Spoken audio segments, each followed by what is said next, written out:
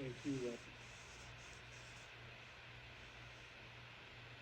Great. But well, that's not right, right? I got to follow up on Lenny. That's like he knows that this is my hero. I hated that I didn't get a chance to play for him. Cleveland signed me to an offer sheet. We didn't make it work, and I was ticked. Yeah.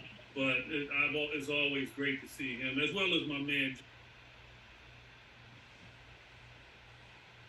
would have been though. But I was able to get through it. But look, I'm excited about this. I really am, and I just remind people all the time. 159 million people voted in 2020, and he got Trump. That is 74 million. That should, based on what we know, based on what we see, what we hear, it should scare us. It should be an alarm because we got to convince people to open their eyes and actually see. And Kamala, what you see somebody that's presidential, you see a female, and how great is that? At a time when females could not vote, years proved herself, went to law school. I mean, has been in the Senate, and yet today Donald Trump called her dumb. That's where we're living right now. So education, accomplishments, none of that matters to Donald Trump.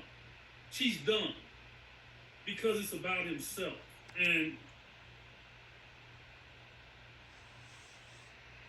I think we're magnetized toward her.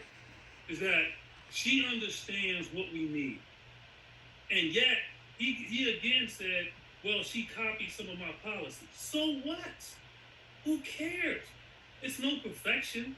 Like everybody makes mistakes, but you want to lead, and that's what she's doing. That's what she wants to do, and that's why we not see the human side of everything. She's exposing herself to the world and how she's gonna be, and yet Trump has exposed himself too, and yet we're slow in making decisions. That should scare us somewhat. And that's why I'm here, because I want to make sure people open their eyes and just see what's going to happen, because we do. We got to let them know, hey, we can make a difference, and it's time. John White Brown III. Yeah. How are you? Good to see you. Tell us what you got. It's an honor to be here, and especially to be with Coach Wilkins. When I was a little boy, 9 or 10 years old in the early 70s,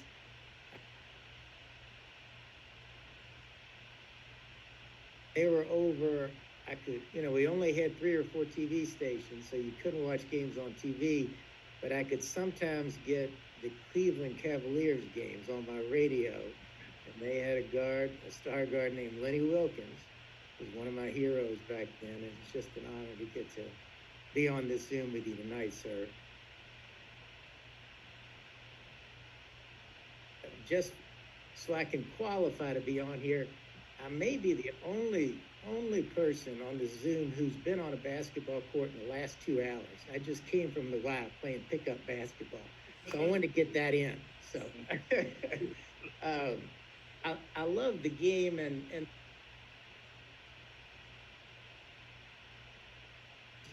end in the political, and Brett recommended this book for me recently, How Basketball Can Save the World by David Hollander. And I thought I would start by, and he has a number of chapters, each with a principle, a value of basketball. And I just, after I read each one, which team, Harris Waltz or Trump Vance, embody this value or values better? First principle of basketball is cooperation. Next, balance of the individual and the collective. A balance of force and skill, making it global.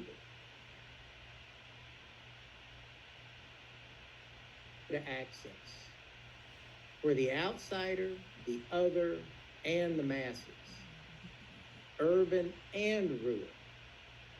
Antidote to isolation and loneliness. And finally, sanctuary and transcendence. And for me anyway, I think of Harris Waltz for all those. And that's why I think this is a good idea to have Hoops for Harris. I think they align well.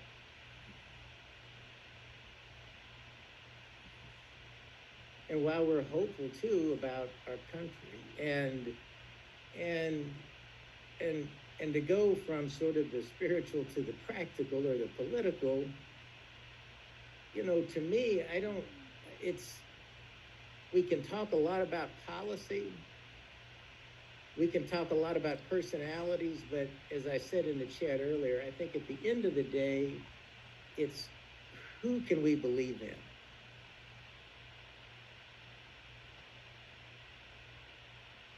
For our future. We're not going to win this race by out insulting the other side. We've been doing that for over a decade now. It's tiresome. We're exhausted and it doesn't work.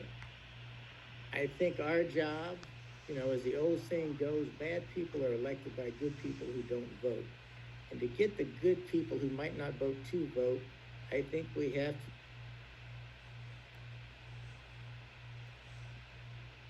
the better idea for the future, the better dream for the future. And I think that's easy. And I think Kamala Harris really delivered at the Democratic convention. She showed us that she's ready. She embodied hope for the future. She brought the entire party together and told us she's going to represent everybody. That's the winning message. And I think that's what we really need to lean into as we go out and try to talk to our friends, neighbors, and family members, and urge them that this is not a vote about party or your tribe.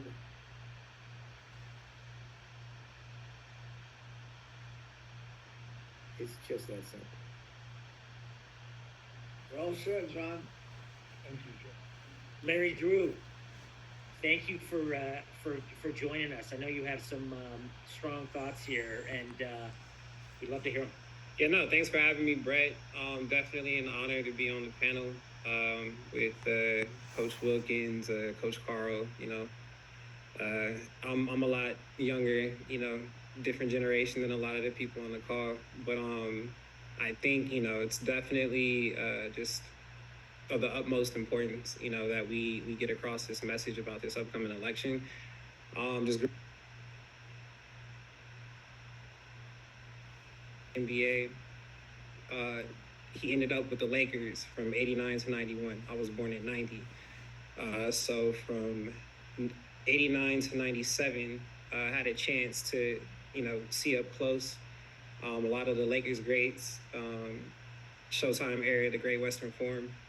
One of those greats being Kobe Bryant. I just remember that whole time frame very vividly. My dad being very excited about the opportunity and having the chance to acquire, you know, a young Kobe. He was just a teenager at the time, but I think he saw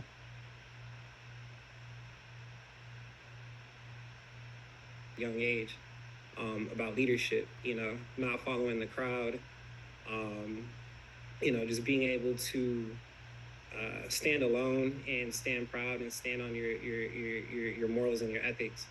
And then so when Kobe came around, one of the things he used to talk about vividly was his work ethic before he even stepped on the court, before workouts, was, you know, he had a whole routine where he worked on his form shooting, where he worked on his balance, where he worked on his ball handling. Whereas most guys, if they would come out on the court, they would kind of just start jacking up shots. So he fell in love with Kobe right away. I actually had a chance to see Kobe firsthand in 2000.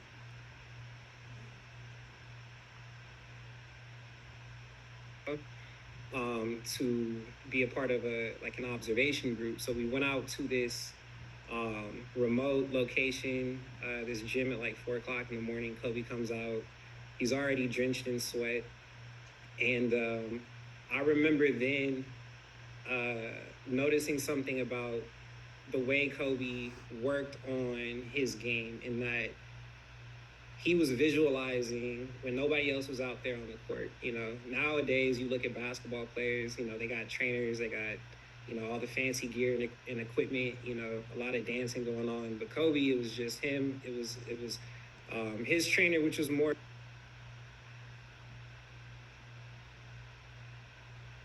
with that, you know, in his imagination, he was able to kind of, you know, from what I was able to pick up on, visualize the defense out there on the court, even when it was just him. So now we've all seen Kobe hit tough shots where we're like, man, you know, how did he, you know, how did he make that? How did it go in?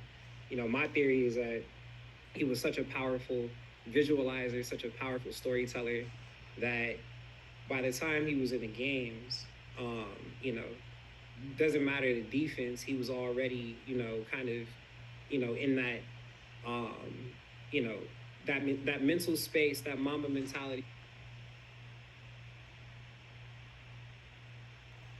Obviously, in with the intensity that he used to go about his preparation, so that again, by the time he got onto the court, you know, I feel like he didn't see anybody out there, and so the message in that is just, you know, having a vision, being able to storytell is compatible to, you know, being able to inspire others and bringing people together for a call to action, like I feel the Democratic ticket has been able to do, especially since the DNC.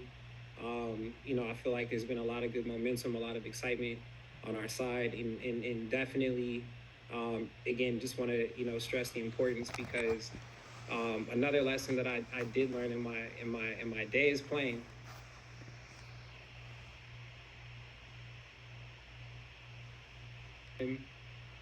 I was fortunate enough to have a conversation with Greg Popovich. So our head coach, Jeff Van Gundy, brought out Coach Pop to give us a little pep talk before one of our practices. And so one of the things that Pop talked about was instilling appropriate fear in all of his team.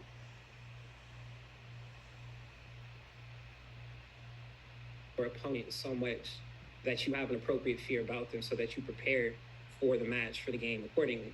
And so with that, you know, I look at Trump, I look at, you know, the MAGA ticket, and I feel like we definitely should have an appropriate fear, you know,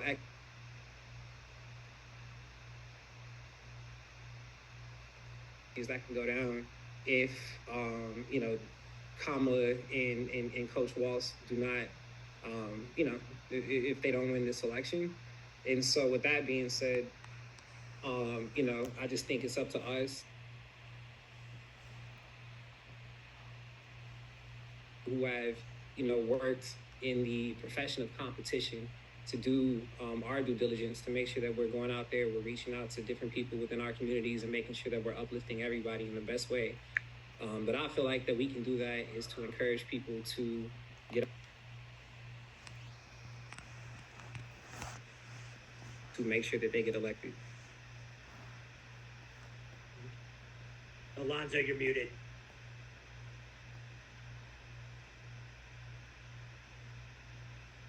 That's all right. I'll be taking over from now on, Alonzo. No, it's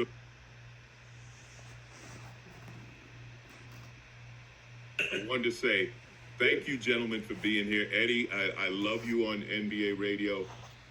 You may or may not hear stories about me having played for the '89 Clippers. Just back me up. That's all I'm asking. Just back me up on that. So my question to Eddie and Larry, two generations of ball players. Eddie, when you played, there was no... You would have had to step up to make a statement. You know, Larry, you're a part of a generation that social media is all the time. People are listening to you all the time. Are you both aware of that, Eddie? What's it like now knowing that, you know, when you say something, it's going to come up on social media? And Larry, do you use it to reach out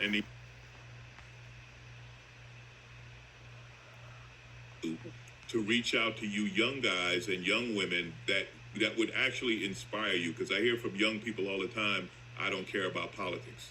Yeah. But, for me, social networking, which I use well now, I use it all the time. I don't use it as much as George Carl does, though. He's pretty good on it. I'm trying to get up to George. But, if we had that back in the day, I'm scared to think how that would have happened. You just think about this now. I'll use Michael Jordan. He didn't have social networking back then. Right? Because then he would have seen both sides of the legend. Now he got through it, so it's all positive with him. And that's good for him. Whereas the guys today, they don't. They suffer the consequences. Not only getting critique from people that they don't know, and I term a lot of these people as like water boys and couch potatoes. I don't want to get into that, but if you listen to my show, you'll know what I'm talking about. But a lot of people use that hiding in their basement, and they're making statements about you. But also, we have guys that actually play the game now, ex-head coaches and everybody that's open and making statements. And with podcasts and with social networking, I feel sorry for the guys today. I think it helps their brand. I think it's putting money in their pocket, without a doubt.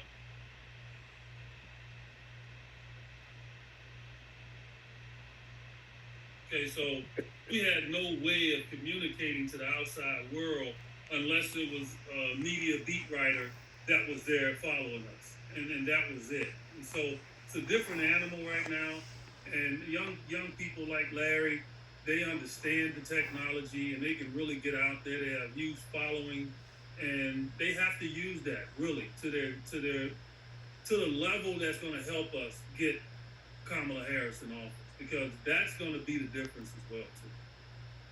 That's awesome. Yeah, I wanna say, this has been awesome. I just want to really point out, we just had Lenny Wilkins on.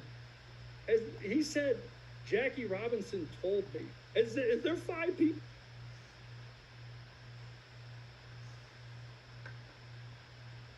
You guys come from different walks of life. You've seen the Kentucky Colonels. Nobody's seen the Kentucky Colonels that I know. Eddie Johnson, I remember you as a shooter. You were the guy that showed people that you could live as a shooter for the rest of your life, and you could play forever if you could shoot. Ray Allen took up your mantle. Shoot, Klay Thompson's gonna. All these guys, and you, Larry Drew, you don't remember this, but when I covered the Lakers for the New York Times.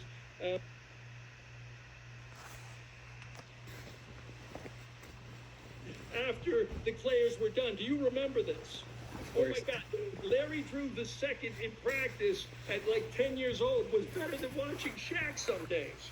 But what I wanted to I used to go on vacations with him. He used to threaten that he could beat me at 10 years old. But what I wanted to get around to was, beyond all the basketball, you all stand for the right things.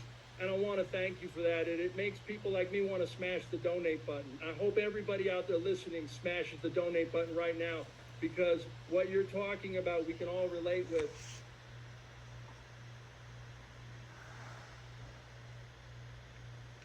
Football player gives himself to the good of the group. All of you have, certainly the vice president has, certainly hopefully the next vice president has. And I'm honored to be on with all of you. Any parting shots, John Y. Brown, Larry Drew, Eddie Johnson, before we keep moving forward? No, I just think that social media is definitely a tool, as long as we continue to use it positively for the right purposes,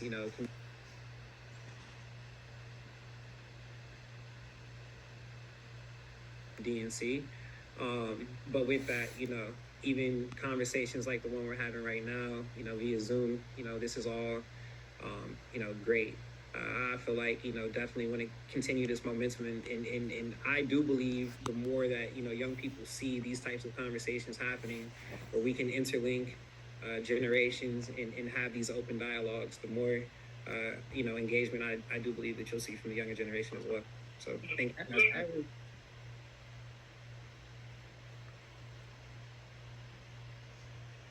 With people who have different political viewpoints than you do, with no agenda.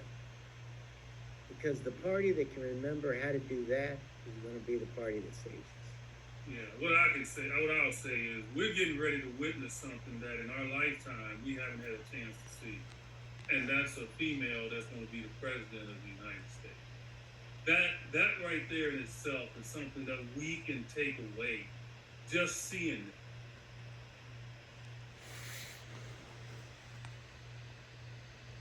And what they have had to go through to battle and get through it. And we're going to see it on this debate. We're going to see a man up there with a microphone in front of him, and she is going to put him in his place, and he is going to lash out because he can't handle it. And what he's going to find out is women are much stronger than him.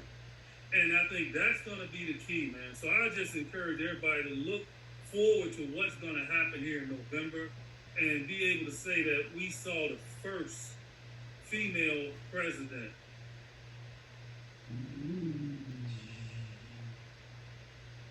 I agree with you. I think we're long overdue. And I think one of the beautiful things on the debate is he will not be able to intimidate her. His antics will be, she'll call him weird on TV and he'll lose his mind. It's none of those games are gonna work. She's been there. Kamala Harris had to fight every step of her career. Every time she moved up another level, there'd be another fight she had to deal with, and Nimrods like him, she had.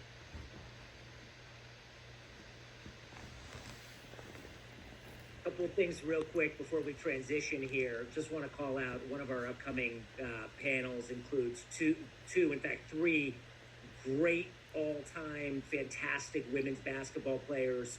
We've got Crystal Langhorne, Lindsey Harding, and Jackie McCormick. That's going to be coming up in a little bit here. By the way, we're just about to pass $25,000 in money raised. So smash that button as we're layups, $10.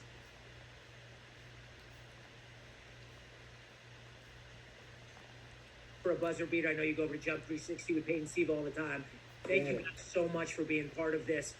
Corey Jackson, Danny Ball, yes, Danny Ball, that is Danny's last name. What do you got as far as trivia and our next set of giveaways?